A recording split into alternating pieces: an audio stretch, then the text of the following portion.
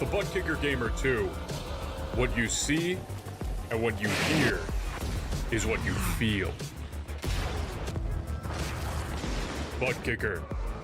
The future is feeling.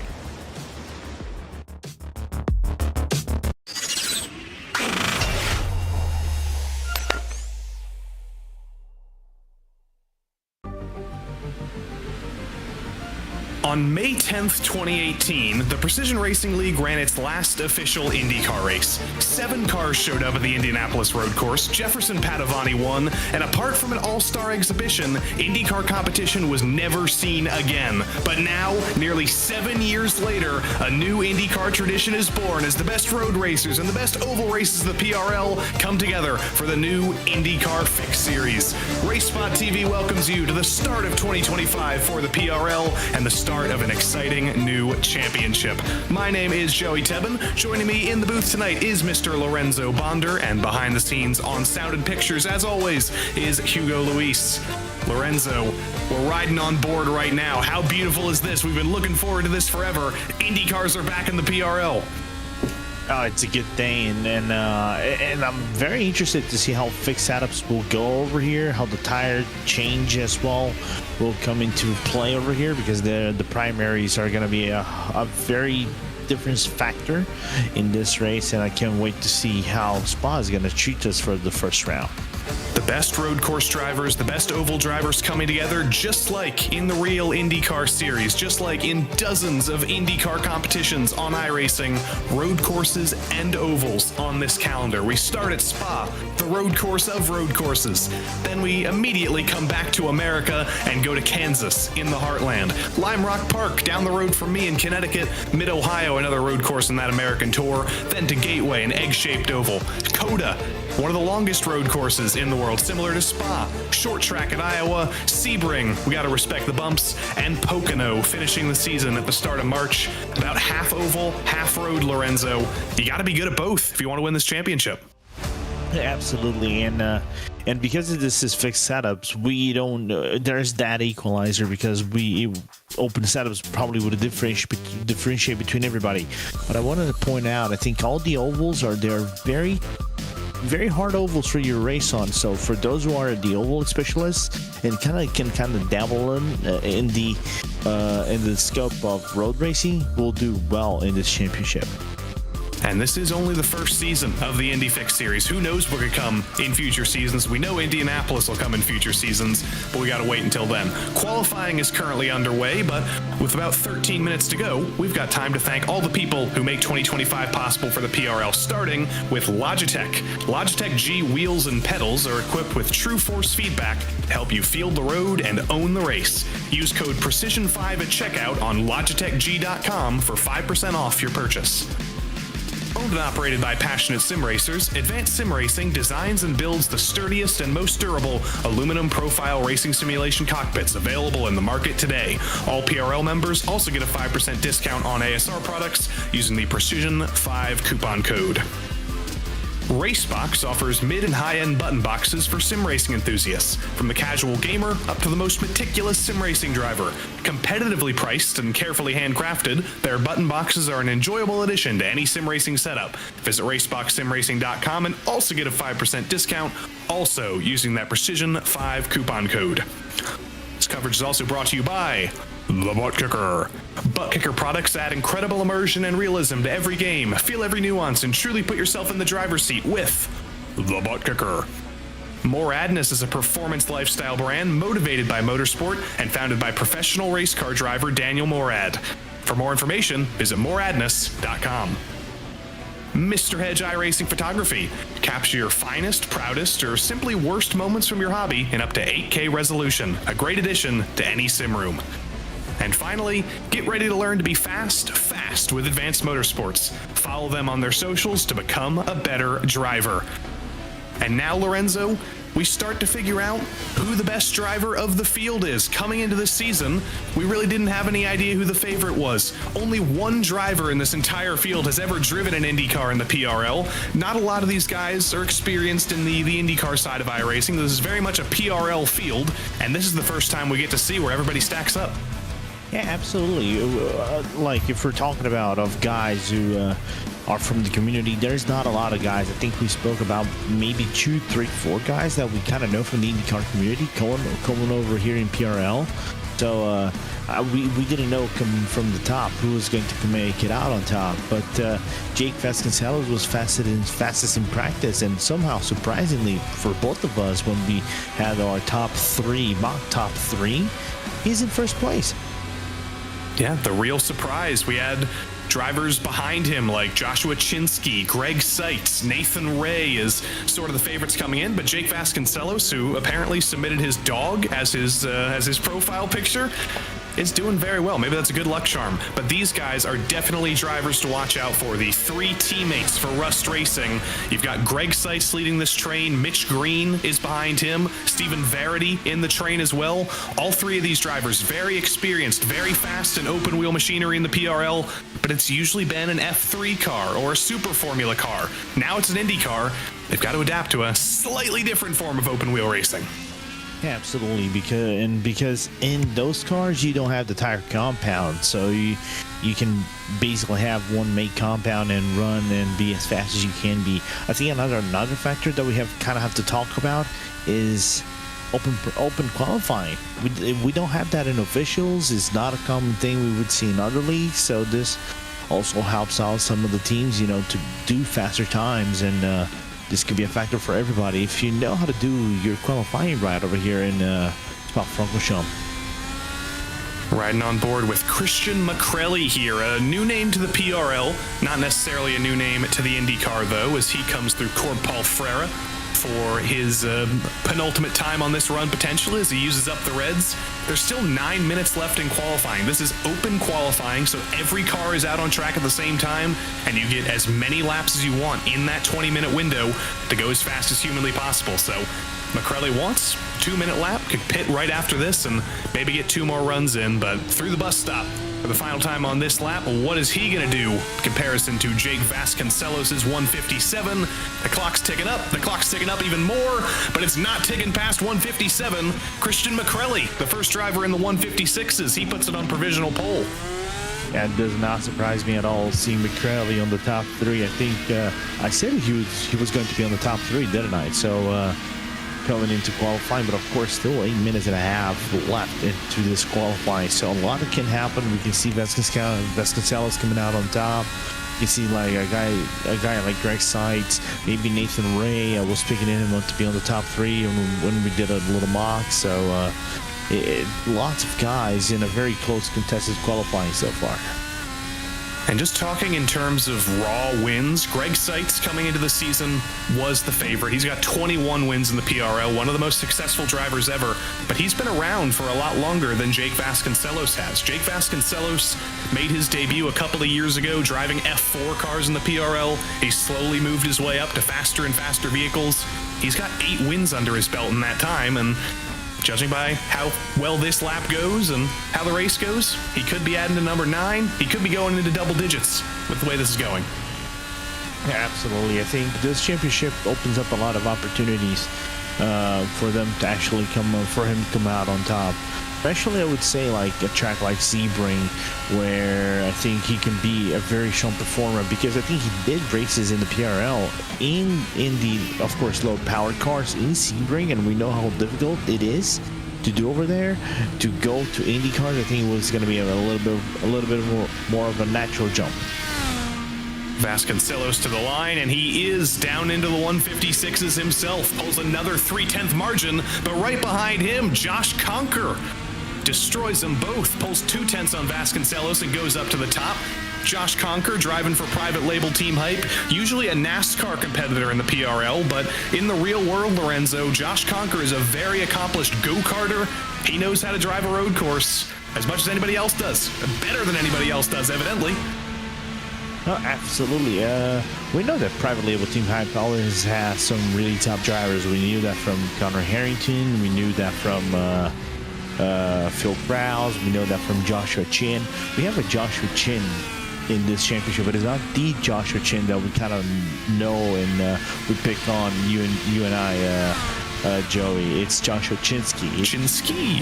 Chinsky is a little bit different. There you go. SRT E green for the number 18. The name is a little bit the same, like the other guy from the private label team hype, but that ski, or rather, just makes the name a little bit different. And first of all, I appreciate that the SRT green cars are in fact green. Brett Thurman on your screen now, driving for SRT orange. What color is his car? A beautiful burnt orange. You love when teams actually coordinate their names with their colors. Brett Thurman in the number 69, another very familiar driver in the open wheel world of the PRL. Very many starts in F3, Indy Pro 2000. Not going to finish that lap. He decided wasn't going to go any faster. He'll come down pit lane, put another set of tires on that thing, and come back out again. Here's another driver, very familiar to PRL viewers. It's a common theme in this field. We've got a lot of strong PRL drivers. Former Supreme Court Justice William Brennan, who we're used to seeing in closed wheel vehicles, takes on an Indycar with Hyperion. Yeah, interesting to see Hyperion on Indy cars, taking a little bit of a nudge into the championship, but so far not in the best of spots, all the way down in the back. And if there's one thing, and I'll say this from personal experience, Joey, you don't want to be at the back in Spa-Francorchamps of all things. Especially rolling into the start at the bus stop, there always tends to be a checkup or something before you even get to the starting line. You really don't want to be in the middle of the field there. Yeah, absolutely. The last thing I remember, well, it's a good memory, but good for me, bad for others, like me doing in VCO Infinity, basically seeing like Coenda and Redline and some other cars going off at the top of the All Rouge Radeon complex. Oh, hold it, nicely held. But seeing guys go and fly, and then I go right straight into them, and I survive the whole ordeal. Well, good for me, bad for them. Steve Baker on the scene, another very identifiable livery. He's got the highlighter yellow on there. He's got, the usual black and white. But Steve Baker, not a new name to the PRL either. He's also got 8 wins to his name, so definitely one of those drivers we're going to be looking at all season long. He brings it through the bus stop, and he'll be full throttle to the line in the Solpec Precision Racing Esports car. It's sort of the home team here in this league. He puts it P6. Not bad for Steve Baker. Yeah, not bad at all. And one thing that is going to be really interesting for me, because we're running fixed setups, Joey, it's going to be how the draft train and the swaps are going to go on, and how much the aero push is going to be coming into effect. I would say after lap 2 or 3, where the alternate compound is going to fuel its hurt a little bit more. How that is going to take into effect for the drivers. And one more thing, and I'll say this from just driving another league, Indy League, how the marbles are going to be in effect for these cars in a track that is not forgiving on marbles. Nobody was looking forward to this league more than Josh Chinsky. He's an Indianapolis native. He's going to bring it down pit lane, but he's been looking forward to this and asking about it forever. He's from Indianapolis, goes to the Indy 500 every year. He's driven a car with Indy cars and Indianapolis Motor Speedway wings and wheels on it multiple times. This is an Indy guy through and through. He was very fast in the IndyCar exhibition we did a couple of seasons ago in the All-Star race, so he is very excited to be back. Christian McCrelly going offline a little bit there down through Bruxelles, so I have to imagine this is going to be a warm-up lap for him. Yeah, but he's not going to be a warm-up lap. He's actually just testing the rubber of the primary compound. You can see he's on the primary, and he's already testing how an early run with the tire will be. Interesting. You got 2 minutes left in practice, or in qualifying rather, so might as well use every second you can get for a little bit of practice. Starting P3, starting close to the front, so could be an advantage for him, using these extra couple of corners for a little bit of extra practice. Absolutely, because in my point of view, I think being able to cover like so many Indy leagues, the difference, like I said, the difference maker is how you use your primaries. The alternates, basically everybody is in a even playing field, right, of sorts. but the primaries are the difference maker. If you know how to extract the laps too early, and you know how to keep within a certain plateau of them while it drops off and eventually becomes faster at the end of the run, it's going to work wonders for you. Brett Pancari doing the opposite of a Christian McCrelly, riding to the outside, and he's going to elect to park it, bring it down pit road. Love to see Brett Pancari on camera, though. That guy's got a beautiful basement. He's always got merch. He's always got some kind of paraphernalia behind him. Good to see Brett Pancari joining us this season. And as there are less than 2 minutes left on the clock, any lap you start now will count. You will get to finish the lap, but you won't get any more than that one. So all laps will count here, as I believe this is Mr. Richard Regan Jr. coming to the line, or it's Josh Conker. Both cars are painted very similarly. I think it's Josh Conker actually bringing it to the line. See if he can go any further ahead than he already was. Yes, indeed he can. He picks up 3 whole tenths to extend his pole position gap to almost half a second. I think the fact that you had some draft right in front helped Conker a little bit, and basically splits the whole field. I think the gap is about nearly half a second between P1 and P2. Yeah, 0.493 to be exact between Josh Conker and Jake Vasconcelos. Vasconcelos was looking like he might be dominant in qualifying, but Conker really turning the wick up, making himself an early favorite. There are still laps coming in, though. Checkered flag is out. Lap times this time will count. Brett Thurman is on the scene through Fania, trying to improve on 14th place. It's not the worst place in the world with 33 cars on the grid today. It's the top half of the field, but as we mentioned, Lorenzo, the middle of the field on the first lap, even before the first lap, it can be a dangerous spot, so he's pushing to try and move forward. Yeah, absolutely. And also one other thing, you can see the track in some spots is very dirty, and we know the dirt carryover that you're gonna have now from this new season build is going to be important for drivers to try to find the right line and try to be as clean as you can be with the tires, especially with the alternates, with the mega drop off that you're going to have about like lap 3 and onwards. So interested to look on how these cars will perform. No improvement for Brett Thurman that time. Nathan Ray coming through Corb Paul Frere this time. He was one of those drivers we looked at preseason as potentially a favorite, potentially a driver who was going to be competing for podiums. Not his best qualifying, currently down in 16th. Not where we expect to see him, but that very well could change here. 2 more corners to go into the bus stop for the final time in this session. The Precision Racing driver on the throttle hard, little bit of oversteer through the final corner, and that's going to slow his run to the line. No improvement for Nathan Ray. Improvement for James O'Brien directly in front of him. James O'Brien up to P7. Good lap from him. Yeah, absolutely. And putting private label Team High 2 cars within the top 10. But that is everybody now. Everybody's made it to the line. 31 of 33 drivers, Patrick Cowgill and Mark Kalin, either electing not to qualify or failing to qualify.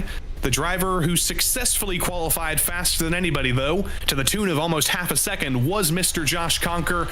And in just a couple of moments, Lorenzo, we'll get to ride on board with our pole sitter and see where he was able to find all that time. Yeah, my bet, I think, is the draft is going to be the biggest difference maker for him, especially coming out of Curve Pro Frere and also into the Camel Straight. I think we may actually still be waiting for one more driver, Adam McDonald. I don't see him on track. I think I can hear him on track in my left ear. There he is. There's Adam. He's elected to go for one more lap. This is not actually going to count for anything. He was out too late, and he's not going to make it to the line, but like we said, every second of practice matters in a new car, and Adam McDonald is making sure he gets every single second that he paid for until the clock strikes 0 and Adam gets kicked off the track. But now that qualifying has come to an end, drivers will take a breath.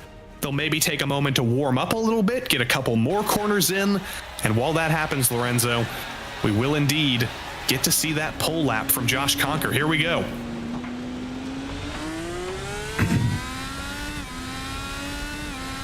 Winding it up out of the final corner to get the optimal run into turn 1. And here we go, Lorenzo. Talk us through it. Heavy on the brakes into La Source, and the lap is on. Yeah, a little bit of a car going off, making a little bit of a scary moment for Josh Conker. The thing is, nail down the All Rouge Radion complex. You're gonna hit drop bottom. It's not gonna bottom out, but you have to kind of clip the apex well and good enough for you to carry that speed into Camel Straight. Let's see how he will do into Lacombe.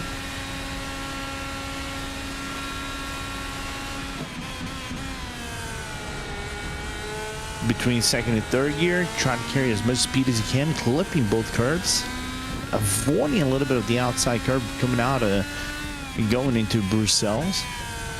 Hard brake, nearly first gear, actually going first, third. No name, nearly getting an off track right there, but that is a really good exit out of the corner. And you coming over here into Pujon, a small downshift, you go into early brake, and you go full flat out, and you try to take a full advantage out of the corner, especially on the exit, because you gotta set it off into pit path, especially the second part where the transition can basically go all right, and he doesn't make any mistakes, which is the good thing. The car doesn't go off. There's no skids. Coming out of the Pro Fair, you can see a few cars that there's a little bit of a skid because of the bumps that is outside of the corner.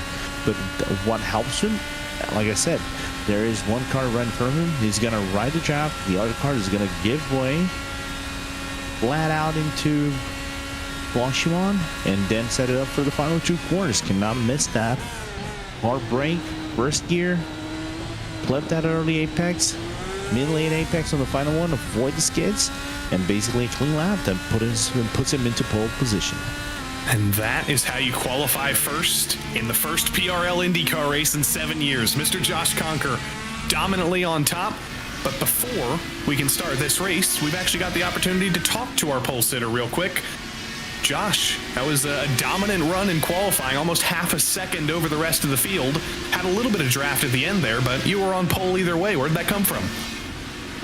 Yeah, I mean, it was an all right overall lap. I've had the opportunity to do some practice this week, thanks to the guys at Team Hype and, their Lionheart IndyCar team. They were very helpful with this, so they gave us some tips and tricks over the course of the week. And, just through some practice. Obviously, you don't want to go out there and warm up and kind of light everything on fire. You want to save your best for when it matters there. So, thankfully, I had some teammates in front of me at the end of the lap that gave me a little bit of a draft after I made a little bit of a mistake in a couple corners there. But yeah, I mean, good overall lap, and happy to be on pole for our first race. And you're the first IndyCar pole sitter in the PRL in nearly 7 years, but you've got that very, very long straight coming up on lap one. Do you feel like there's a little bit of a target on your back on lap one? How are you going to approach that? Yeah, there always is. It realistically just comes down to the start and how you exit the chicane and get through turn one. As long as you get out of the final corner all right and you get through turn one pretty clean. I've seen this week some guys have been able to build a gap before even getting onto the straightaway. So as long as you kind of play it smart and get through there all right, I don't anticipate too many shenanigans at the end of the straightaway, but you never know. Well, Josh, we'll let you get to the final 1 minute and 4 seconds of warm-up. We'll see if you can get a couple extra corners there. Congrats on pole, and we'll see you going racing in a couple of minutes. Yes, thank you guys very much. Josh Conker, your pole sitter.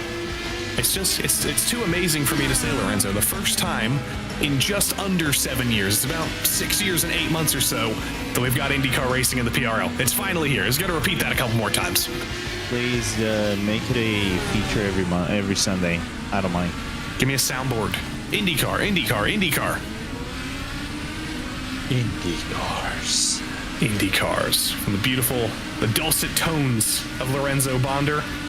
And by the way, speaking statistically, that's Josh Conker's 10th pole in the PRL. He is a double-digit guy for private label Team Hype, and he'll lead us to green. Jake Vasconcelos, with the power of Jake Vasconcelos' dog, will start from the outside of the front row. Christian McCrelly starts third, and Daniel Kranifus, driver we were looking at preseason with lots of F3 speed, certainly has some IndyCar speed already. It's all SRT green on row number 3, the Indianapolis native Joshua Chinsky, alongside the sports car specialist Dave Menino. James O'Brien can drive just about anything on road and oval. He starts P7 alongside a similar guy, Richard Regan Jr.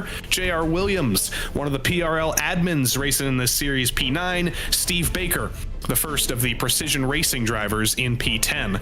Greg Seitz, a preseason favorite, one of the winningest drivers in the PRL, starting a little bit deeper in the order than he'd like, alongside Fury Sim Sports' Ken Miller, a new name to the PRL. Unlucky 13th went to former Supreme Court Justice William Brennan for Hyperion Racing, and Jeff Ward, a driver who we saw be very successful in NASCAR Xfinity machinery and NASCAR truck machinery in the past couple seasons. He's in an IndyCar P14. Brett Thurman and Nathan Ray make up row number 8. Behind them, Pennsylvania's Eric Terry Haig and Mark McDonald round out the top 18. Jordan Kernow, another new name to the PRL, starts alongside Brett Pancari. Stephen Verity, 21st, and Kyle Strykars is back in 22nd. Indica Scarlet in 23rd, alongside another McDonald, but without the A, Adam McDonald. Guillaume Pauvin is back in the PRL with his very, very bright yellow and blue. He starts alongside the only driver in the field who's ever done an IndyCar race in the PRL, Karsten Quint. He did one about 7 years ago. Nicholas Collender, 27th. Johnny Luna, 28th. Jean-Marc Cormier representing French Canada, and Jake Maki representing Stamford, Connecticut. Brandon Walter rounds out the drivers who were able to set a qualifying lap time, and 2 PRL NASCAR regulars, Mark Kalin and Patrick Cowgill, starting shotgun on the field with no qualifying laps, 32nd and 33rd. There are 42 drivers signed up for this series. There were a couple drivers who couldn't make it tonight due to weather issues, and in Matt Long's case, due to computer issues, so we will see even bigger fields in the coming weeks, but it's hard to not be very excited. The start is coming. 33 drivers at Spa, and we really have no idea what's about to happen, Lorenzo. No, we have no idea whatsoever, but what we do know is a very cool track. 69 Fahrenheit all throughout the track. There's a very good humidity, about 93%. The wind's going about 12 miles per hour. Won't affect too much the way of these drivers will go, and partially cloudy. Therefore, I think we're going to be a very steady, cool track for everybody to kind of use their tires. Interesting thing though, front guys are using primaries right now. We don't see a lot of guys driving on the alternates so far. If you're new to IndyCar racing on iRacing, a little bit of a rule book rundown here in the next 5 seconds. 60-minute race. You must use both compounds. You have 200 seconds of push to pass to use, and it is a fixed setup series. That's pretty much all you need to know for now. No full course yellows on the road courses. There will be on the ovals. So we've got 60 minutes of pure IndyCar racing coming up. The iRacing Porsche pace car pulls down pit road, and for the first time in nearly 7 years, we're going IndyCar racing in the PRL. Josh Conker leads us to green. A great start from him into La Source for the first time. Side by side for third behind immediately. That's one of the SRT green drivers. I believe Josh Chinsky going for third. But it's a good start from Conker, and it's clean all the way down the field so far. Yeah, I see a few guys moving up. Biggest mover so far. Nathan Ray 4 positions up in this start, and Mark Kalin already 6 spots up, coming from the back as well. Down the Kemmel Straight for the first time. This is where you don't necessarily want to be the leader, but Josh Conker is going to hang on for the moment. Vasconcelos does pull alongside for the barest of moments. Conker's later on the brakes, though. Trouble at the back of the field. One of the Precision Racing esports cars, that's Steve Baker in the number 2, in a little bit of trouble. One of the Rust Racing cars nearly getting into some trouble as well, and another Rust Racing car missing his rear wing. Not sure which one that is. They're all painted very similarly, but somebody is falling down the order, and that's Greg Seitz in the 74, one of the pre-race favorites, falling to the back of the field. Yeah, I think potentially a check coming outside of the corner of lots of marbles, not actually marbles, lots of sand coming into the track, and we know their carry over into the track from the new build so far is going to affect the tires, and Piff Pap claiming victims. Big trouble. Brandon Walter is spun around. The 14, that's Greg Seitz again, sorry. The 74 spinning around at Pouin. Lost the rear wing, didn't have the downforce, and unfortunately looks like Nicholas Collender came with him, and Jean-Marc Cormier on lap 1 in trouble. But for the majority of the field, they've survived lap 1. For Jake Vasconcelos, he's going to take a peek to the outside of the leader into the bus stop. Not late enough on the brakes to make anything happen this time, but he is keeping Josh Conker company and is well within draft range at the end of lap 1. Yeah, and I think if there's one guy that is probably going to be the biggest loser from this top 5, I'm probably going to say a little bit bold from my end, but Josh Wojcinski with the alternate tires couldn't move up so far. Only had one move early on, got caught back, and we're going to look and replay what happened to sides into Lacombe. A little bit of contact with Steve Baker, it looked like, but weirdly, he made front-end Oh, he did not just make front-end contact. Someone did hit him in the rear that we didn't see originally, and that is how Greg Seitz, that was one of the other Precision Racing Esports cars, I believe, was very late in the brakes, took Greg Seitz's rear wing off, and took his own front wing off as well. Yeah, fortunate to see that for the very experienced Formula driver, and we're going to look on what happened to Buhorn right next. Yeah. Rear wings are generally important, but actually, Greg didn't have anything to do with that accident. That was Collender and Cormier coming together on their own behind Seitz spinning. Seitz had nothing to do with this. Yeah, co-tires on the primaries, and the primaries are a killer. I'll tell you that.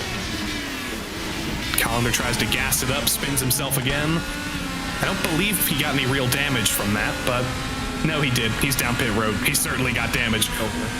Riding on board with Brandon Walter, cold tires, target fixation, the first lap of a race. That all adds up to a little bit of a rookie mistake. Yeah, unfortunate to see that happen, but still in the race. And I think that's J.R. Williams having a little bit of a ride-off Prof there. I think that was James O'Brien actually going for the rallycross move. He was so far out there, he was almost in the wall.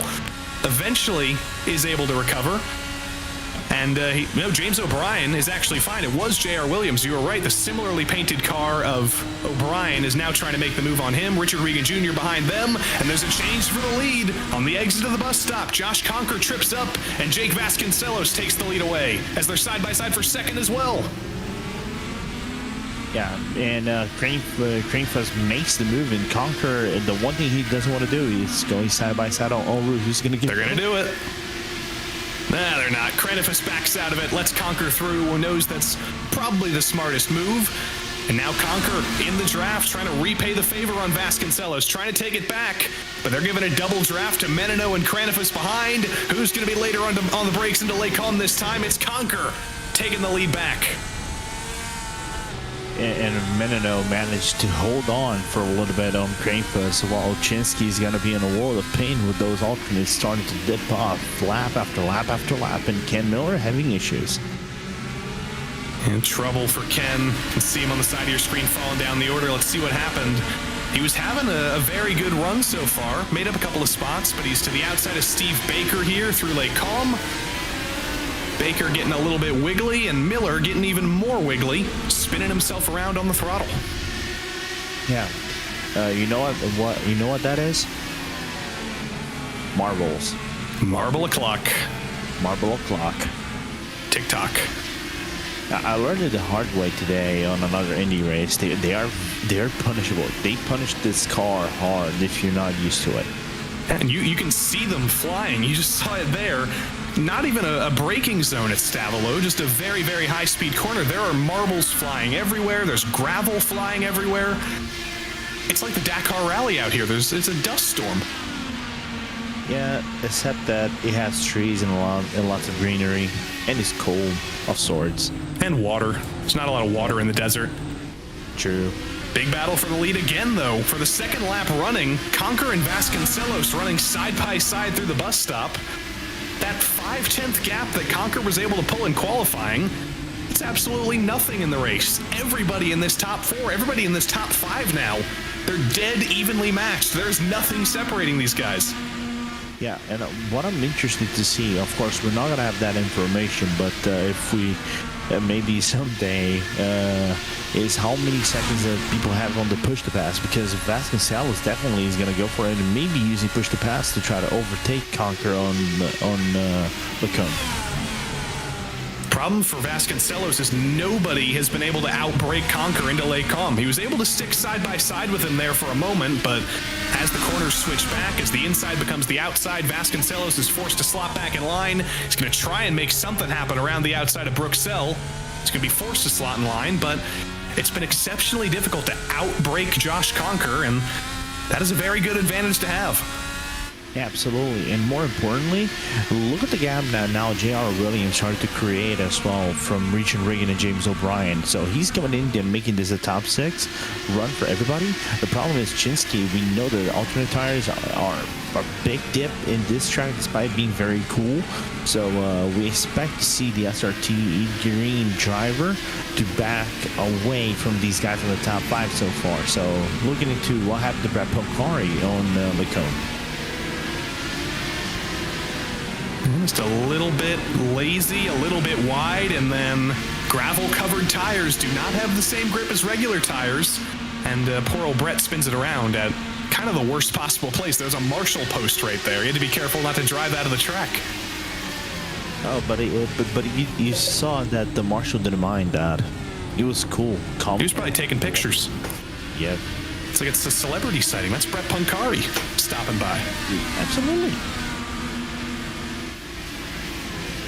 That lap, Conker did a little bit better of a job extending the gap, keeping it about half a second, but all that battling we saw laps and laps ago, it's only extending this train, and I think your prediction of a draft train was exactly correct, Lorenzo, because you look back to J.R. Williams in the back of this train, you look back to Richard Regan Jr., James O'Brien, William Brennan. This draft train essentially goes back to P14. Yeah, I'll say this much. If you're about in the top 10, you have a chance. Like 5 seconds in a track like this is nothing. So it's doable. So everybody on this draft train, despite you might have like a 0.9 second gap guy in front of you, you still have a chance because the lead right now is so small between the leader and the first guy and the last guy in the top 10, which is Mark McDonald. You saw in the top box just a moment ago, Dave Menino made the move on Jake Vasconcelos for second. So we've got a new driver in second to try and put the challenge up to Conker to try and take the lead away from him. Unless Vasconcelos can come back here and repay the favor on Menino before the lap is over. Doesn't look like that's likely, though, as Vasconcelos continues to fall. Cranifus on the attack, a little bit deeper in the order. One of the Rust Racing drivers, Mark Kalin, is trying to hold him off.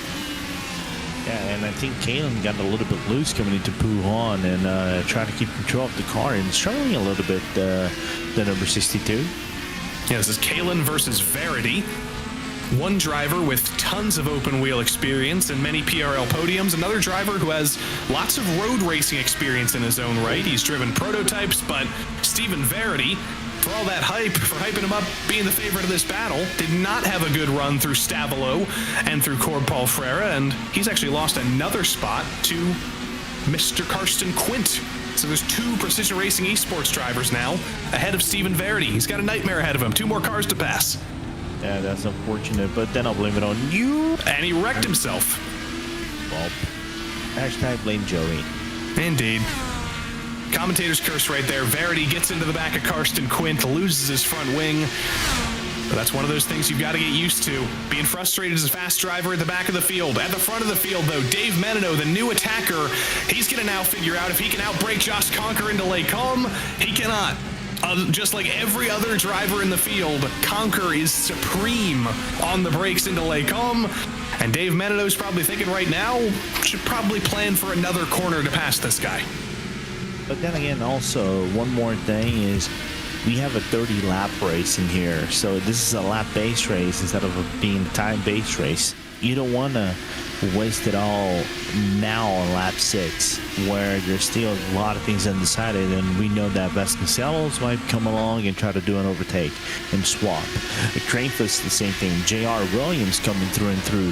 Jinsky might be dropping off, but he's still within that top 6, so that is a lot of danger for the other guys when they go to the alternates and that alternate drops off. So this race is very interesting. It's been a good race so far for Indica Scarlet. Great start from her, up 5 spots from 21st. And holding back a little bit of a train. It was Guillaume Pauvin, Kyle Strykars, Mark Kalin slowly coming up into the scene, and one of the damaged lap cars is back there as well. But there's been some big movers in the field. Indica's up 5 spots, Mark Kalin's up 11 spots, Patrick Cowgill's up 7 spots. It helps to survive lap 1, Lorenzo. It helps to stay out of trouble. especially in the primaries, your goal is to survive lap one, especially with fixed setups and these cars they're they're spec-based cars, so it's hard for you to break away on pace base the difference. So it usually gets hectic on I would say first 3 laps. Then you can kind of relax a little bit depending on circumstances. Another lap, another attempt at outbraking Josh Conker into Les Combes. Was Dave Menino able to learn anything on the previous lap and apply it here? Not even alongside this time. Conker once again holds on. But interestingly, Conker is very late in the brakes into Les Combes. He's a little bit too late in the brakes, though. You see him getting a little bit wide and opening the door, and Menino sends it into Bruxelles. Both of them miss the corner. Conker misses the corner to not get hit. Menino throws himself off the road. He's going to be able to rejoin in the race lead, but Jake Vasconcelos is now looking for a way through, and Josh Conker has fallen to third. Yeah, but you can see him trying to find a little bit of an opening to try to go ahead of Jake Vasconcelos. Coming down Pujon, pit path is not going to be the way. He looks for it, but has to back out for it. Otherwise, he would cause a massive pileup. There's 7 cars right in this thing. Some might call it a kamikaze move from Dave Menino there. I don't think he intended it for it to be that aggressive, but it happened. He made it through, and he's got the lead, and he's got a 6/10 gap over Jake Vasconcelos, almost breaking the draft down the backstretch for the first time. But can Conker immediately get back by Vasconcelos here? Can he recharge the charge for the win? Conker pulls to the inside. The latest of the late breakers gets by Vasconcelos, or at least tries to. Bobbles a little bit in the first half of the bus stop. He's going to get a better run in the second half. They'll be side by side into La Source. Conker needs to make this move quick, or else Menino is going to be almost 2 seconds in the lead at the end of this corner. Yeah, and there's and Conker spins. Conker spins in turn 1. Everybody's got to do a good job of avoiding him here. That is a wide car in a narrow corner. Brett Thurman gets around, and eventually Conker finds a clean piece of racetrack to get going. But the pole sitter, the dominant driver of the early stages of the race, gets nearly bumped out of the lead, and maybe in frustration, spins himself out in turn 1. Yeah, and we just saw Cranefa's position right there to try to see if he was using the pad to push the pass. But unfortunate to see that happen. But to be quite honest, let's make like devil's advocate of sorts here, Joey. We kind of expected to see that with the cars being so close to each other, being so feisty of sorts, trying to battle for positions. And now they're open. Exactly, and with that move, he took the opportunity when he had it. He now has a 1.4 second lead over Vasconcelos. Here's what happened to Conker in turn 1. Was not what it immediately seemed to be. That was not Conker spinning himself out, pushing too hard. That was Daniel Cranefus getting into the back of him. That was contact.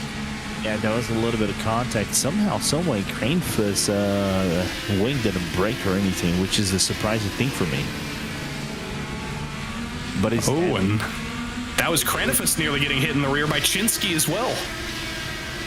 Is this from wing damage or is his nose damage? Let's see, as he comes around here. It's hard when you paint the front wing black to tell if it's still on or not, but he seems slow through the high-speed corners, and William Brennan, taking advantage of the checkup a little bit, sends it to the inside of Chinsky. James O'Brien tries to make it through. He makes contact with Brennan. Brennan does indeed lose half of his front wing, and that is going to be a long lap around, as it was just after pit road entry.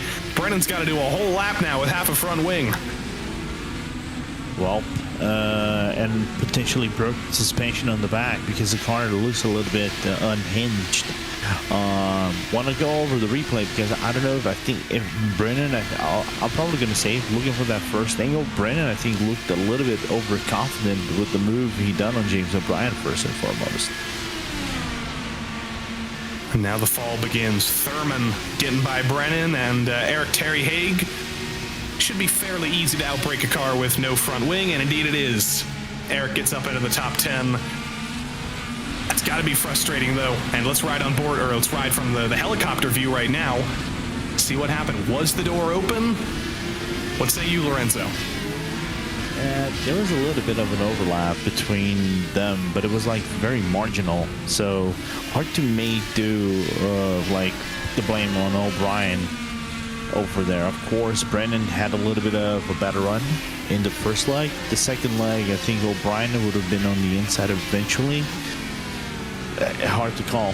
Hard to call in my books. We have had our first competitive pit stops of the day. Steve Baker brought it down pit road from about 12th, I believe. Nathan Ray was about 14th, so none of the front runners have made their first stops yet, but a couple of drivers who maybe started on the wrong foot, trying to go for an alternate strategy to move their way back forward. In the meantime, on track, Chinsky and Kranifus side by side down the backstretch, side by side through Blanchimont, incoming. Chinsky still not able to make the move, but he will have the inside into the bus stop. Mark McDonald is just trying to figure out where to go behind these guys. And once again, Kranifus hangs on, but Chinsky sure looks faster in the majority of the track. He's using the drive to try to hang on, actually. Those alternates are probably screaming for grip and dying in pain. So that's why naturally we would say that Chinsky right there is the one that is going to be defending his position while he tries to find an opening of sorts. Eventually, we're going to be seeing him getting, threatened by Mark McDonald eventually. If not on this lap, maybe the next lap, if they continue in this drag train. That was the first pit stop from a top 10 driver you saw a moment ago, James O'Brien. He is down pit road. William Brennan is down there as well. But you see that purple highlight on the pylon, Steve Baker, driver who pitted 2 laps ago. He's on fresh tires, and he is the fastest driver of anybody right now. So as we're about 2/3 of the way through this race, Lorenzo, there's still a couple of drivers who started on the Reds, and they've got to be thinking about getting off these tires pretty much as soon as possible. Yeah. It's like the amount of laps you would really want to do on the Reds, I would say the best way you can get out of, I would say, is like 10, 11 laps. Then switch to maybe another set of alternates, or like do a very short run on the other alternate tires that you're gonna have, and then have an elongated one on your primaries, because the primary is basically the main objective is waste your entire fuel and do the run on it, because the car gets better over time. So that's the main thing, because it is 30 laps. It's a long race, but it's not the longest race in the books. It's like it has to be strategy based and know to pick your pit stop times exactly to the book if you want to have an advantage over your competition. Nobody goes for it that time. Kranifus, Chinsky, and McDonald all staying out on the racing surface. In the background, though, Eric Terry Haig from P11, now P12. He's going to bring it down. He was in a little bit of a draft train there, getting held up. Says, I'm going to put some fresh tires on, find some clean air, and try and win out in this battle. This is an interesting battle as well. Kyle Strykars and Guillaume Pauvin, 2 drivers who started a little bit deeper in the field, but once again, 2 drivers with a race-winning pedigree in the PRL, lots of open-wheel experience.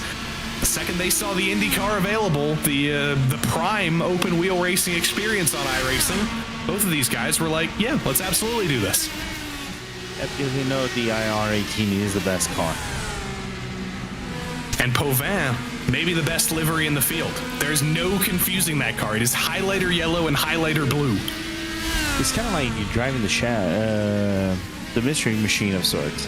Yeah, I love it. There's 2 teams that have Private Label Team Hype and Solpec Precision Racing have black and highlighter yellow, so it's very easy to confuse them. You cannot confuse Guillaume Pauvin. Nobody's got baby blue and yellow. No. And you can't even confuse it with a Swedish flag car because it's different shades. I know, which is insane, right? And it's unique. Love me some refreshment in the field. We love those logos on the side. New sponsor for the PRL this season, Logitech G. Guillaume Pauvin, he's a company man. Good to see him here, representing French Canada. Joshua Chinsky, again, getting very, very familiar with Daniel Kranifus's rear end. Is this finally the lap where he outbreaks him into the bus stop and goes for this move? He's been unsuccessful doing it every single time.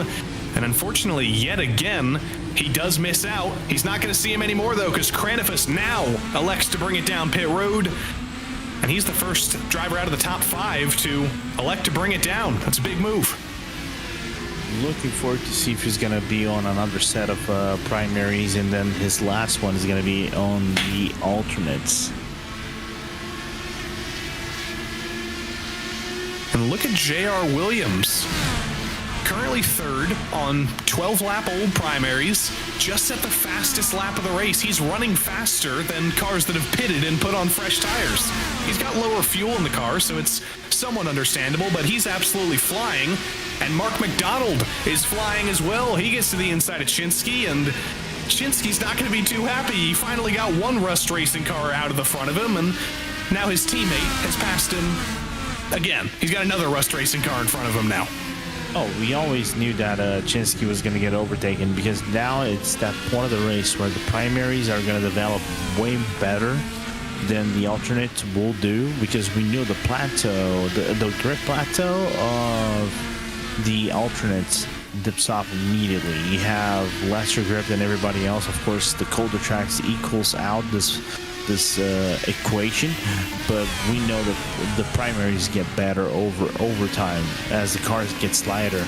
So eventually we can see like Brett Thurman, Josh Conker, capping their positions back against Chinsky, who's I think Chinsky needed to be P1 right off the get-go, and it broke away a difference on the Menino, Vasconcelos, Thurman, Conquer at one point, for him to say, oh, okay, I might have the advantage overlap on everybody else in the field. Race leader is in, second place is in, third is in, fourth is in, everybody's in, except for this pack. So Mark McDonald will take the race lead for a moment, but it's a race on pit road now. Menino, Vasconcelos, Williams, and Regan all in.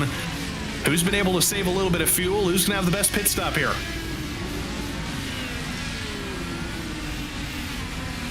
It's full fuel for everybody in my point of view, or split it at basically 50-50. You gotta make now 17 laps with some of the tires, and they all remain, I think, on primaries from what it looks like. Yeah, they do. Yeah, no big changes there. Menino still leads by about a second and a half. Williams about a second and a half behind him. Regan about a second and a half behind him. So it all looks essentially the same way as it did at the start, but does that mean, Lorenzo, is this going to be a two-stop race now, or can they make it to the end? No, they have to make it another pit stop.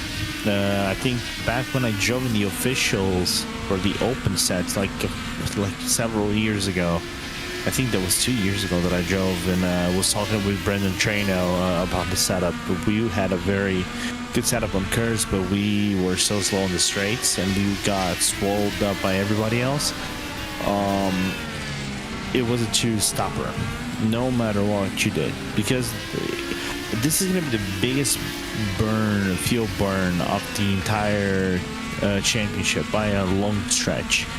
And the tires do have a heavy dip off, so it's natural that we're going to be seeing two stoppers here at Spa.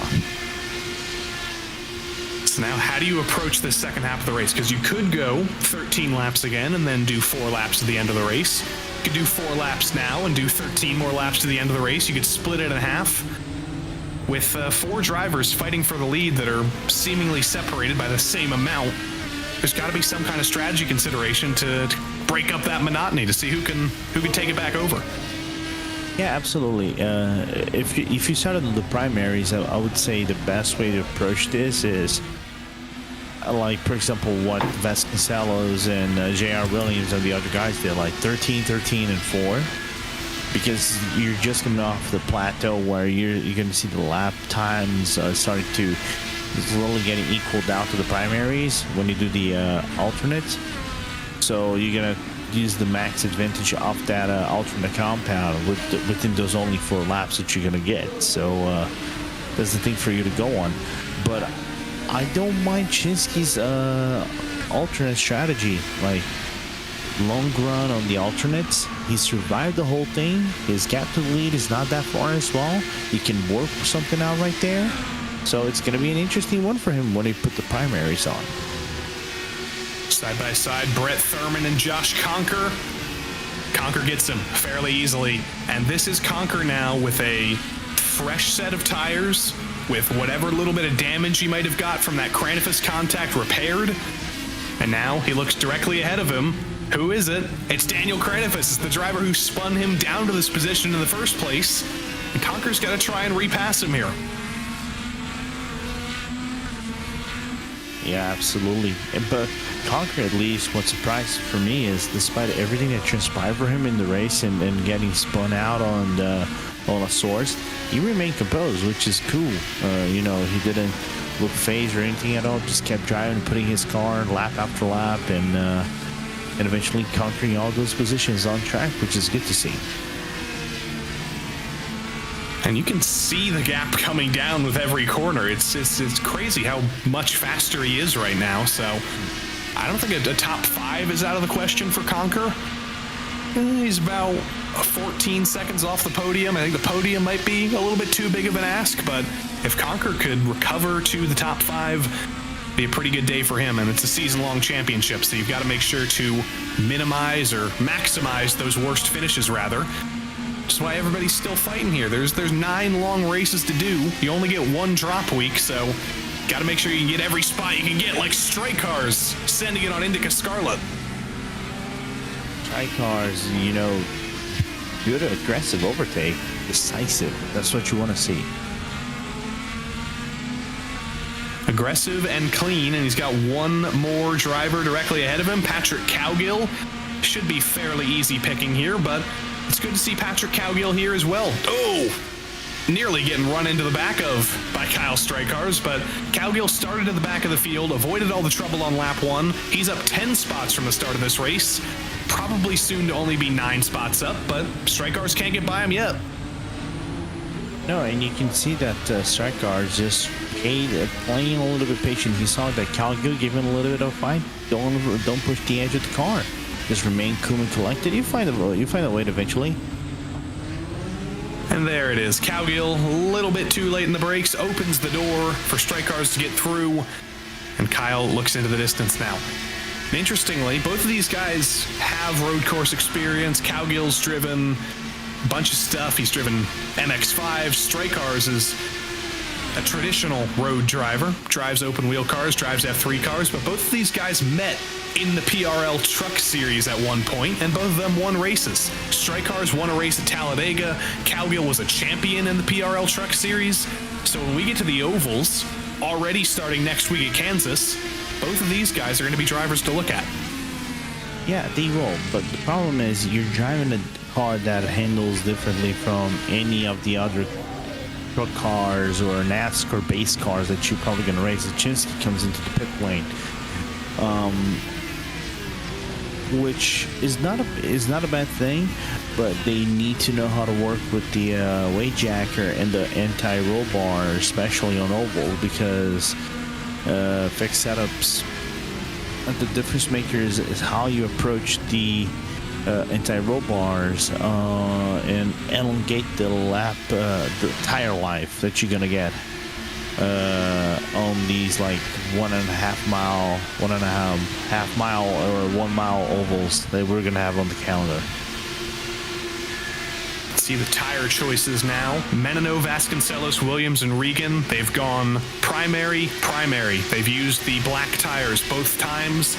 They'll still need to use the reds for one final stint. As down at the bottom of your screen, Conker trying to get by Cranifus through Lake Calm, hops the curb a little bit too much, gets a little bit oversteery, and is not able to make it happen this time. He wants to make this move. I think he wants to make a move on Dave Menino for forcing him off the road, but definitely wants to get by Daniel Cranifus for hitting him up the back. Absolutely. Oh, got a little bit of wiggly coming out of No Name, but kept it on the track. But yeah, he wants to get it through as quickly as possible because he knows Thurman is a valid threat right behind him if they battle it out for too long. And Ray is right in front of them, so this could be a factor as well. Another thing, lead battle can turn into a top 3 battle if my mathematics or head mathematics keep going on, calculating the way probably thinking the way it's actually headed on. Yeah, J.R. Williams has been the fastest of the top 3 for the last couple laps, so he's taken away that gap little by little by little every single lap.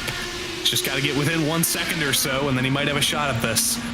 But he'll keep moving for the while. Josh Chinsky, you saw him pit a couple of moments ago, by the way. He's down in 12th on those fresh tires, but he is on fresher tires than anybody in this battle. So as these guys fight for 6th through 10th with Jordan Kurnow, Chinsky only needs a couple of laps to close this gap, and he might be able to blow by all these guys. Yeah, but the problem is Chinsky's like his primaries are gonna suffer in comparison to, I think, Terry Hag is on alternate, so eventually he's gonna get overtaken, and the gap might open up a bit. But I think at the end of the race, Chinsky could be a conversation for a top 5 right here, as Cranefus just goes through Nathan Ray, and Conker's gonna follow suit. Can Conker get to the outside of Ray? He can't quite do it. Cranefus gets around cleanly, but Ray is now a little bit of a buffer and a little bit more frustration for Conker. Josh peeks a nose to the inside into Brooksell. Can't be late enough on the brakes to make the move, though. The doors open slightly. Ray locks up slightly. He is on the red tires. They're starting to fall off, but through these high-speed corners, there's not really anywhere you can make a move, and Conker is forced to stay behind. A bobble from Ray, though, opens the door into Puhan. Conker hopping the curb, pushing Ray wide a little bit, leaving him room on exit. Is that finally going to be the move made for Conker? Into Fania, into Piff Paff, whatever you want to call it. It's an overtake either way, and Josh Conker does finally make the move on Nathan Ray. Ray rally crosses it over the gravel, and Conker looks forward to Cranefus again. And Thurman must thank the maker that he actually didn't get into contact with Ray. Kurnow gets through as well. Ray eventually rejoins P10 with some very gravelly and very worn tires, with some freshly tired Eric Terry Haig and Josh Chinsky behind him. Not going to be the easiest job in the world holding on to that. Into the bus stop. Everybody's getting wiggly, I've noticed, Lorenzo. Everybody is just, having a little bit of trouble locking the rear brakes into the bus stop, having a little bit of trouble getting on the throttle out of the bus stop. This is the first IndyCar race in real heat for a lot of these guys, and you can see everybody's still figuring it out. Every lap, there's still a couple extra things that people figure out. Yeah, because the primaries, whenever you put them in a hot car, kind of changes the way you drive it out a little bit, because the primaries heat takes a little bit for it to settle, so the car gets a little bit skittish, and you need to manage your throttle a little bit more cautiously as you go out of the corner, so you don't over rotate the car, and your engine map is not on a wrong engine map, because we know there are engine maps in this race. So all these things make the primary driving compound much harder than the alternates. Kalen Miller, Karsten Quint going at it. As I mentioned a little bit earlier, Karsten Quint is the only driver in this field who has driven an IndyCar in a competitive race in the PRL. It was very long ago. It was back in the old Aero kit as well, in the DW12 that's now used in the Dallara Dash. That's how long ago it was. But Karsten Quint made 3 starts. He finished in the top 10 in one of those. He's since gone on to win in some other categories in the PRL. He's won in some other cars, but it's a homecoming for Karsten. After many, many years, he's finally home again.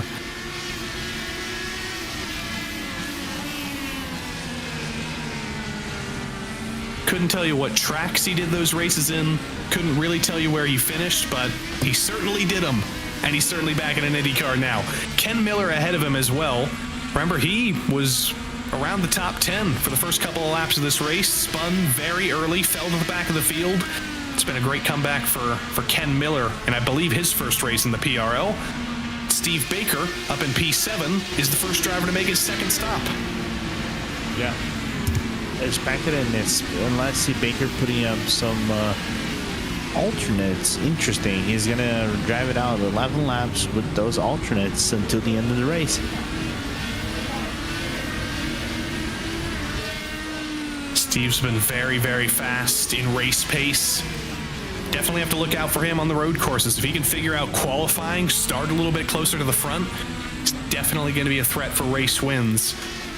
But on the topic of fighting for championships, we started to talk about it a moment ago, but it's definitely something we need to talk about. There are 4 road races, or there's 5 road races rather, and 4 oval races. You look at the top 3 right now: Dave Menino, Jake Vasconcelos, J.R. Williams. Those are all road course drivers. Those are not guys who have a ton of oval experience. Daniel Cranafis doesn't have a ton of oval experience. You look to Richard Regan Jr. and Josh Conker. Those are guys who have a lot of oval experience. So it's sort of a blend of being successful on road courses and, maximizing your inexperience on ovals, or in the case of those other guys, maximizing your experience on the ovals and making sure you finish as high as you can on the road courses when you're slightly more uncomfortable. Yeah, but and looking over here at the ovals that we're gonna have this season: Kansas, we're gonna have Worldwide Technology Raceway, or Gateway for the other people that are not familiar with it, Iowa, and Pocono. They are very different tracks for you to ride on. One is a very tricky 1.5 mile. Raceway, like Gateway, is a tricky 1.3 miles, if I remember correctly. Iowa is probably, I would say, one of my favorite car tracks in terms of oval racing. A little bit, I think it's a little bit under the 1 mile, but still provides very, very close racing and highly technical. And then you go to Pocono and the aero wash with the flex setups and be very quick.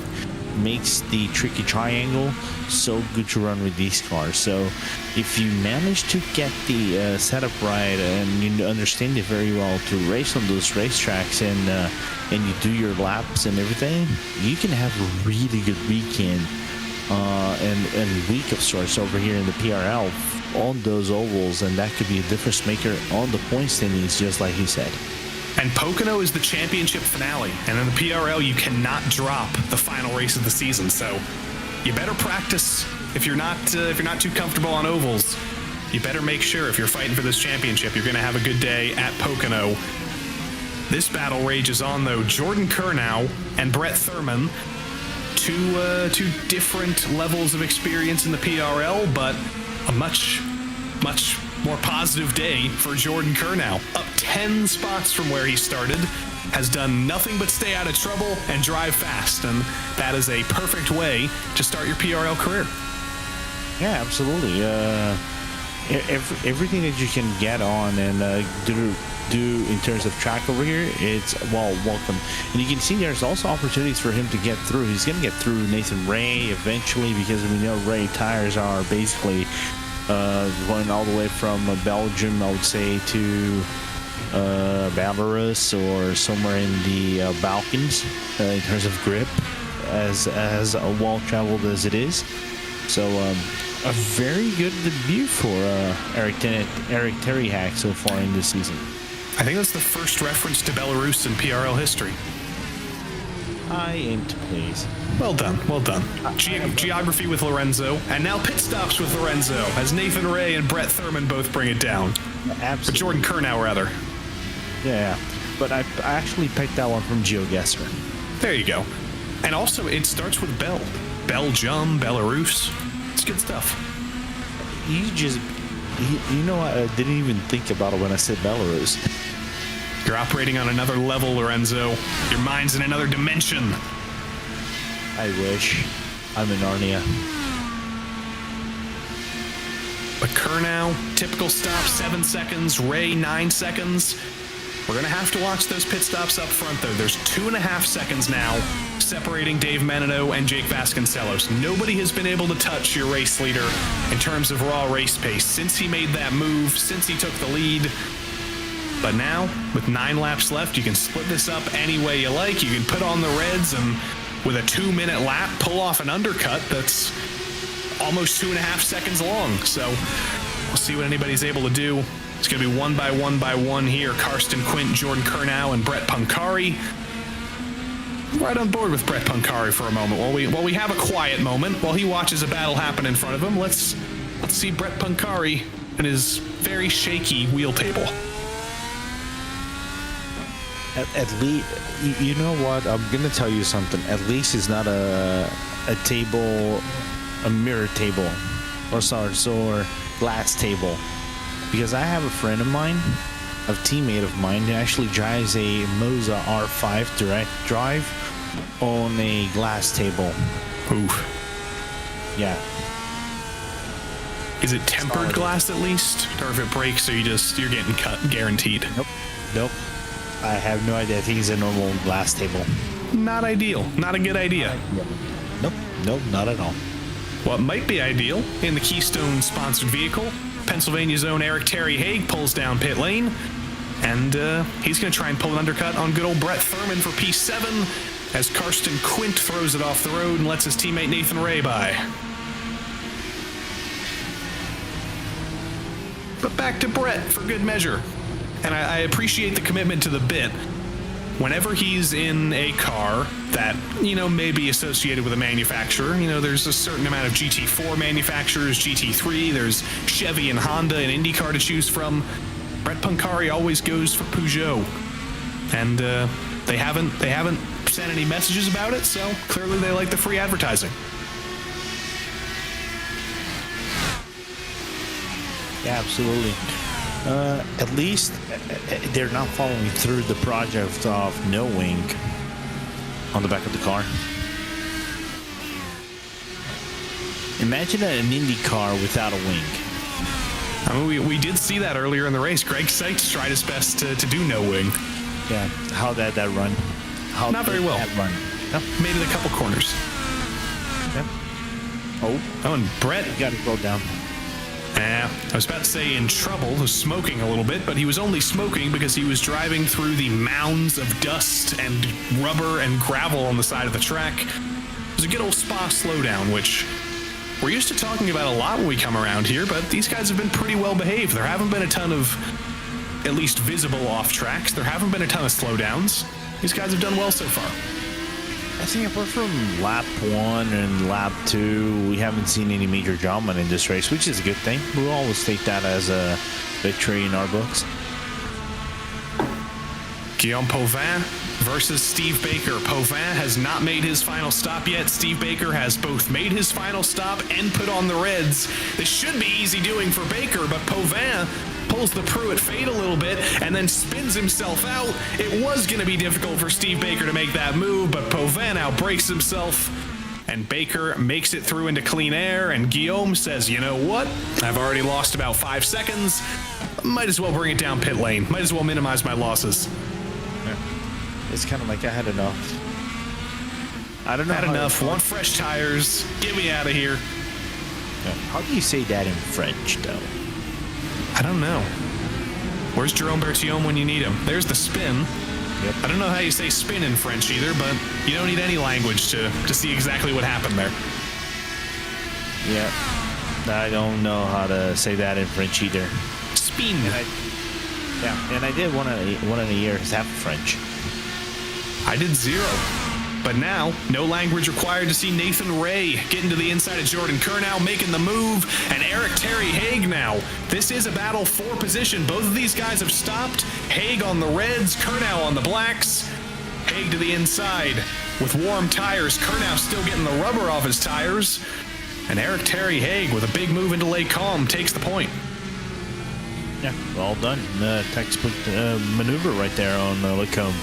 Got a little bit feisty. We could have seen the crash right there between them, but Kurnow gave plenty of room for Terry Haig to move on. And on the topic of drivers who tend to be pretty good in the old ovals, Eric Terry Haig, another one of those drivers. Lots of NASCAR starts in the PRL. Obviously not entirely applicable. It is a different type of racing, but in terms of driving left, Eric knows how to do that a little bit. And I appreciate from Julian Altena in the chat. He said the best idea for spin in French, you just go in loop. Yeah, loop, but spelled like coupe. I wonder how he would say that in Dutch. It's too many languages now. Yeah. But in English, Richard Regan Jr. and Daniel Cranifus, first drivers out of the top 5 making their final spots. Haig's not able to make the move on Ray into the bus stop, and that allows us to see Richard Regan Jr. and Cranifus putting on the Reds for one final stint. That's got to be in the top 3 or coming soon. Yeah, interesting. I'm interested to see how that tire is going to go for Cranifus and eventually the other boy. So let's see how that will go, because I think they're now on the alternates.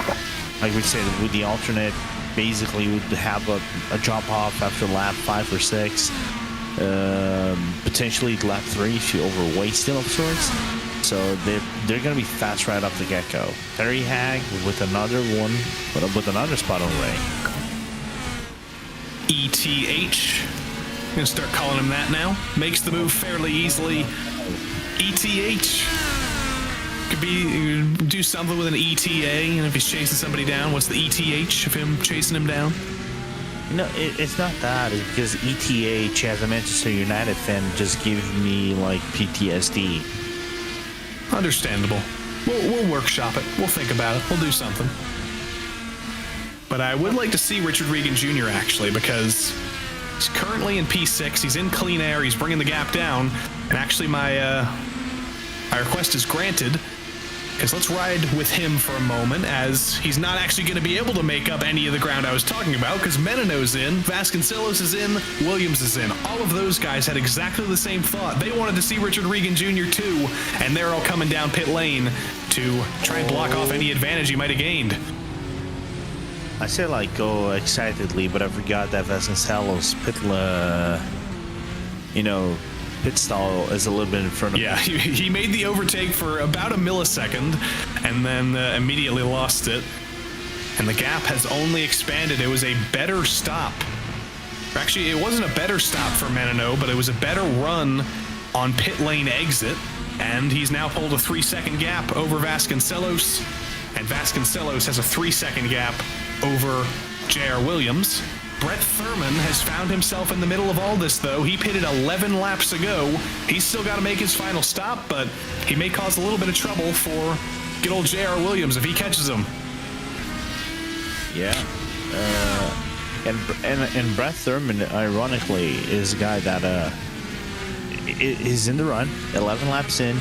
That tire is going to be... It's not going to be screaming for grip. So we know that Williams and maybe Richard Regan are going to have a little bit of an advantage over him, but because his car is a little bit lighter than it usually is, we can see Thurman maybe coming out at all this, when this race is done in about 5.5 laps. He might be actually P3 in the end of all things, given that he still has a few seconds of push to pass to use. I don't know. He's got this one more stop to make. Add 26, 25 seconds. Top 10's definitely possible for Thurman. He'd be happy with that. Did he put the alternates on his first run? I think he didn't, right? Oh, he. Well, do you think he can make it to the end? Because he's on lap 11 of his stint right now. Do you think he can make it with 6 more laps? Yeah, that's true. Yeah. You're right. Yeah, here he comes. Just as he was actually holding up his teammate J.R. Williams, it all worked out perfectly. He's not going to hold up his teammate. He's going to put fresh tires on, and he's going to hope that he can end his first PRL IndyCar race in the top 10. Got to make it through pit lane first, and got to make sure that Baker, Chinsky, Miller, Terry Haig, and the rest of the gang aren't able to get by him. Unfortunate to see that, but Thurman, I think, is just going to come out right off the top 10. I think right behind Ray and Terry Haig. He has lost the spot to Kurnow, actually. Lost the spot to Pancari, but now he regains it. The pit road exit on the inside of La Source is a little bit shorter, so the positions got a little bit shuffled, and he's going to be side by side with Jordan Kurnow through Radion, the first corner out of the pits. Not going to be able to win that battle, but Thurman is on 5 lap fresher tires than Ray, then Kurnow, then Terry Haig. He's on 10 lap fresher tires than Josh Chinsky. Thurman might be able to have an absolute ripper here on fresh reds with 4 laps to go. he could finish as high as 8th here if it all goes well. Yep, absolutely. And another guy that we knew that was going to make some moves, but probably potentially not finish within the top 10. Mark Galen, another move on Kenny Miller. Yeah, he's been figuring this whole IndyCar thing out over the course of this race. I still don't know if it was a deliberate move to not qualify for him in Cowgill. I feel like considering it was both of them, it may have been, but he's got tons of road course experience. He's not necessarily a driver who needs to learn things on road courses, but he doesn't have a ton of IndyCar experience. And being able to start in the back of the field with a field like this, you have to learn something to make an overtake to survive on lap 1. Mark Kalen's definitely been learning. You're never too old to learn. Are you saying that you can teach old dog new tricks? We might be teaching the old Mark Kalen dog new tricks. Okay, fair. I think it's happening. I'll buy it. I think there may have been trouble for Daniel Kranifus, unfortunately. Was running in the top 5, now falling down the order. And it's actually going to be a pit stop for Kranifus. That's his 3rd stop of the day. Unfortunately, that smells like maybe not putting enough fuel in the car. In the more immediate future, though, side-by-side through Blanchimont, the bottom of your screen was resolved, and that's what happened to Kranifus. That's why he had to pit. He was spun in the middle of the bus stop. Steve Baker came by, drove over his front wing, and he was forced to pit. Had to put a new one on. For Steve Baker, I wonder how his car is actually doing. How did he not get his front wing ripped off by that? Yeah, absolutely. But here's Thurman on those fresh reds that I mentioned on the outside, the number 69, trying to get around the bomb pop mobile of Jordan Kurnow. Not late enough on the brakes to make that happen. And speaking of Steve Baker, I don't know if he has a front wing, but Josh Conker did just get by him and is pulling away, so I have a feeling that if we see the number 2 car, it might be struggling a little bit. A little bit? That's an understatement. Maybe a lot of it. He's now lost another full second to Conker. Yeah, Baker might, with 3 laps to go, if he doesn't pit, he might fall into the clutches of these guys. He is definitely going to get passed by Chinsky. And then you got Terry Haig, Ray, Kurnow, Thurman. They're right on the scene. This could be an unfortunate finish for Steve Baker. Yeah, fortunate to see that happen. That was a lot of heavily promising for Steve Baker at one point, but then again, racing at Spa is brutal, man. I tell you this much. Doesn't matter if it is an IndyCar, if it is an LMP2, if it is an F3 and F4. Man, this track takes no prisoner, especially at the bus stop.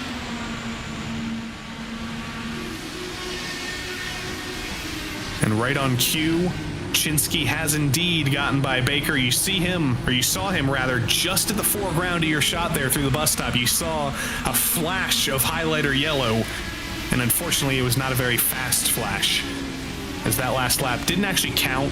Doesn't get counted for a lap time because he did get an incident point. But yeah, he'll be in the clutches of these guys very soon. Kurnow totally misses the corner in turn 1, very, very wide, but the run on exit lets him hold on to that position for now.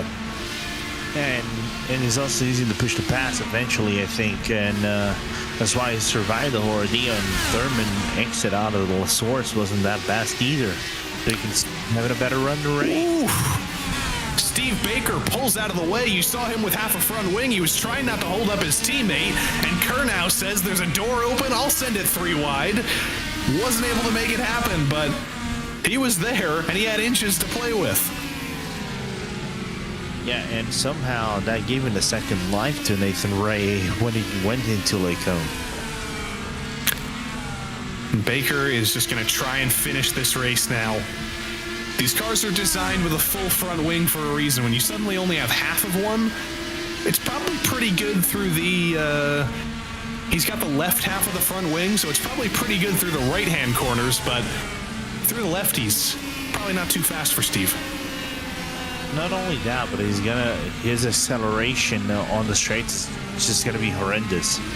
So he's gonna be at least 20 kilometers slower than everybody else in the field. He does have a 14-second gap back to Ken Miller and Guillaume Potvin, but we'll see. We'll see what he can do. I also have been corrected. It's Potvin, not Povin. So My French-Canadian is improving with every day, and Guillaume Paulfin will be referred to correctly from now on. Curnow on the brakes, makes the move on Ray. Nathan Ray, as Lorenzo said, ends up in Belarus too late in the brakes into the bus stop. Yeah. It's those Reds, man. They take a punishing. Whenever you drive them way too much, then they take a punishing. It is just hard for you to find the grip, man. We've got two sort of parallel battles here. Chinsky and Terry Haig ahead of this. Curnow and Thurman now. Both very similar. Chinsky on 13-lap old tires. Terry Haig on 7-lap old tires. And now Brett Thurman on 5-lap fresher tires than Jordan Curnow is looking around for every bit of draft he can get. Can he be later on the brakes into Lacombe to send a dive? He can't this time, but he's still on fresh reds. Those tires still have a little bit of life in them. And if he wants to catch Chinsky and Terry Haig, if he wants those 2 more spots, he's got to make this move on Curnow on this lap, or else he won't have enough time to do so. You know, we haven't talked about this much, but you know what kind of like makes the life out of these guys a little bit easier? The fact that push to pass is now 200 seconds instead of like being only 10 push to passes when you used to commentate back like in the Ice Age days, right, Joey? Making 200 seconds basically equals out at a level 2 for everybody. So those guys on the black tires, they're gonna have a really good performance on the straights when trying to defend or overtake the guys on the alternates. It's going to be 1 lap to go at the line. Race leader Dave Menino takes the white flag. 30 laps actually ended up equaling 60 minutes exactly, so it was very well timed.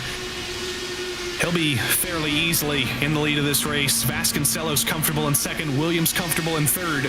These are the closest battles to the end of this race. Jordan Curnow sending it to the outside of Josh Chinsky, but sending it a little bit too hard. Can't get it slowed down. And Brett Thurman can't get the acceleration either. Everybody's struggling on the exit of these tight corners. That was an easy move for Brett Thurman, and just loses all the ground he was going to make up. But all 3 of these guys are going to be going at it into Lacombe. Yeah, but they ran into the marble, so they lost a little bit of grip naturally. So that's why nobody could overtake anybody outside of the bus stop. Here we go. Last run down the Kemmel Straight. If you've got push to pass, you better use it. And Jordan Curnow is absolutely using it. Look at him flying into the distance. Brett Thurman is going to clear Josh Chinsky as well. Now it'll be Thurman and Curnow going at it for P7 with only a couple more corners to go. There's only 1 more long straight to go. There's only 1 more real passing opportunity to go. And Thurman's got to pounce. In his last opportunity, Terry Haig spins in front of both of these guys. There's 1 free spot for both of them, but Thurman wants P6 now. He's not happy getting P7 that way. Oh, you might go for all the marble. Pun slightly intended. Pun intended indeed. Here's what happened to Terry Haig outside of Bruxelles, all over the marbles, spins out. We've got to go to the front of the race, though. Dave Menino has won 1 time in the PRL in Indy Pro 2000, but with Indycars back, Dave Menino's in the big leagues, and Dave Menino kicks off a new era of PRL IndyCar racing. Jake Vasconcelos comes home in second, a phenomenal run for him. J.R. Williams rounds off the first PRL IndyCar podium in nearly 7 years, but this will be a battle to the final corner of the race. Contact coming into Blanchimont, Curnow versus Thurman, and Curnow has to slow it down. I think realized he made contact with Thurman, probably thought that was a bit unfair. Thurman misses the corner entirely, though. Curnow gets it back. And can Thurman hold off Josh Chinsky to the line? I don't think he can. He can indeed. I was worried he was out of fuel, but Brett Thurman hangs on to P7. Jordan Curnow finishes P6. Guillaume Potvin and Mark McDonald, they've also saved their battle for the last corner of the last lap. McDonald to the inside, little bit of a side bumper to Potvin. Guillaume Potvin finishes unlucky 13th, but it's still a good day for him. 10 spots up on the day. Mark Kalin is going to get the biggest mover award ahead of Karsten Quint, 14 spots up for the guy who didn't qualify. A first IndyCar race in over 6 years, under 7 years, is in the books, Lorenzo. It was certainly exciting. That was good. Spa gave us a really good race. Spa always delivers in Indy cars, man, and good to see that being back after nearly 7 years, and what was going to be a debut winner over here. Actually, he's not from Minnesota, but second win is always good in the books. Yeah, and an SRT 1-2-3. Separated by colors, you know. Menino's driving for the green team, and Vasconcelos and Williams for the orange team, but still, a good photo op for SRT. A big day in the team's championship. Menino, Vasconcelos, Williams on the podium. Richard Regan Jr., an underrated road driver in his own right, finishes 4th at Spa. You know he's going to be good in the ovals. That's a big start to his championship. Josh Conker, team hype driver in the number 54, spun from running second. What might have been without that, he still gets P5 for his efforts. Jordan Kernow, P6 in his PRL debut, ahead of Brett Thurman, ahead of Josh Chinsky, Nathan Ray, and Eric Terry Haig round out the top 10. P11, another driver who's going to be thinking what might have been. Steve Baker was exceptionally fast, but ran into assorted amounts of trouble and in the end lost his front wing. Ken Miller, not in the mood. P12, Guillaume Potvin, unlucky 13th, but still up a couple of spots from his starting position. Mark McDonald, Brett Punkari, Mark Kalin, Karsten Quint, Adam McDonald, Kyle Strykars, and good old Jake Maki round out the top 20. Indica Scarlett and Brandon Walter were the last two drivers on the lead lap. Patrick Cowgill ended up a lap down, as did former Supreme Court Justice William Brennan, who lost his front wing. And then you start to get into the used Indycar lot of cars that had some damage. James O'Brien went 2 laps down. Kranifus and Collender for Rust Racing went 3 and 6 laps down. Stephen Verity was out early. Johnny Luna was out early. And poor old Greg Seitz, still a favorite for the championship, not starting the season the way he wanted, nor did Jean-Marc Cormier. Well, all right. 30 laps in the books. 30 drivers completing their first IndyCar race, and none of them are going to be happier than Mr. Dave Menino. It's been a couple of years, Dave. You had a bunch of great races in GTP, but now you're finally a winner in the PRL again, and it's in an IndyCar. How does that feel? Feels great. I really enjoyed this car. So happy PRL decided to do a league with this car. It's been a blast practicing with everyone and doing this race with the whole team. So it seemed like in the early stages of the race, you guys had a little bit of a train formed. It was you and about 9 other cars. When that kind of got broken up, how did that affect your approach to the rest of the race when you're kind of driving on your own? Yeah, at that point it was just keeping a smooth, smart pace, just managing the gap and not trying to kill the tires. But yeah, it was real dicey there for a bit with the pack grouped up. Now we've immediately got an oval next week. It's out of your comfort zone. We're going to Kansas. How are you feeling about that? How are you feeling about the oval half of this championship? Sounds like I'll have to buy that track, so I think that tells you all you need to know. We'll put up the fund. We'll put up the $14.95 GoFundMe for Dave Menino. We got to get our championship leader in next week. Congrats on returning to victory lane, Dave, and we'll see you next week. Thanks, guys. Dave Menino, good to talk to him. And it'll be good to talk to his teammate as well. Jake Vasconcelos came home second, and he's with Lorenzo. Yeah, so Jake, powered by the dog, got you second place, and seems like a seamless transition from like an F3 like you would do, or F3 or F4, into Indy cars. Yeah, it was great. It's all in the puppy. He's only the puppy, man. And talk us through about this race, man. A debut car for you over here after 7 years. We done Indy cars. You had a little bit of a lead when you were battling Josh Conker. What was going through your mind when you had that big draft of cars, nearly a 7-car chain that was formed at the very start of the race? Yeah, it was tight there. I decided to give Dave the go-ahead to try to battle, because after a few laps I was eating up my tires, and he had a lot better pace. So, but yeah, overall great win for SRT. Good result. Absolutely, knowing that you guys have done 1, 2, 3 is always good in the books, and moving from Spa going into Kansas, you're not very used to with the ovals, right? So how that will translate now that IndyCar has ovals? We have 4 ovals that are different shapes and sizes and formats. How is the approach from a guy that doesn't have a lot of experience over here in PRL with the ovals? Yeah, not my strong suit. I'll definitely be leaning on my teammates for help with the ovals, and hopefully the puppy will come through for me. Absolutely, man. Made the puppy be with you, Jake, and we'll see you next week at Kansas, man. All right, come in. Good night. Jake Vasconcelos, second place finisher tonight. We've got one more of his teammates to talk to for good measure. It was an SRT 1-2-3. J.R. Williams, he rounded out the podium the first time around. How good is that to start with a 1-2-3 for you guys? Oh, it's super exciting. Didn't predict that at all. I had a pretty mediocre qualifying, and then some opportunities presented themselves, and it was very nice. So how are you feeling about the rest of this championship now? We've got 4 oval races and 4 road races left. Obviously, I'm sure you're happy about the road races, but how are you feeling about the oval part? I'm going to need some practice. Oval's not my thing. I have done some NASCAR stuff back a few years back, but it's been a while. So yeah, we'll be getting prepared. We'll definitely let you get to that. Do you own Kansas? Your teammate Dave, I don't think has driven any laps at Kansas yet. I do not. So I'll be buying that tomorrow, and we'll get started. SRT practice session at Kansas going up tomorrow, I'm sure. We'll see if we can get in on that. But congrats on the podium, JR. Congrats on the lockout for the team, and we'll see all you guys next week.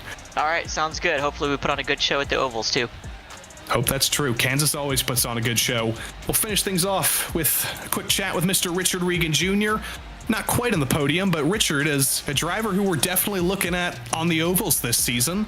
P4 on the first road course of the season. You're already making yourself a championship contender. Yeah, I mean, I was probably like a 6th or 7th place car, but the chaos at the beginning of the race, I kind of snuck on by, and I had okay pace throughout the runs, kind of hang in there, and it was definitely fun. I don't really have any experience in an IndyCar on oval or road, so it's definitely a new challenge to me, and I'm enjoying it, and I'm just glad I was able to get a good finish here tonight. Well, the 3 SRT guys before you all said they don't even own Kansas yet, so we know they have no experience. We know you've won at Kansas in a truck, in a cup car, and whatever, but how's that practice going to go, trying to adapt from a closed wheel car to an open wheel car that weighs like 2,000 less pounds? I mean, I don't know how much it's really going to help because, the dirty air is way worse than these Indy cars. So it's definitely going to be cool to see because I know at least with like the NASCAR stuff, we run the wall. So it'll be fun to see. I'm sure we'll be running the bottom in the middle of the groove. So hopefully we can have a good performance next week. And I just got to keep practicing on those road courses pretty much. Indeed, and it's the start of a new year, Richard. It's the start of a new season. I know you got to do your thing, so kick off 2025. Let's do it.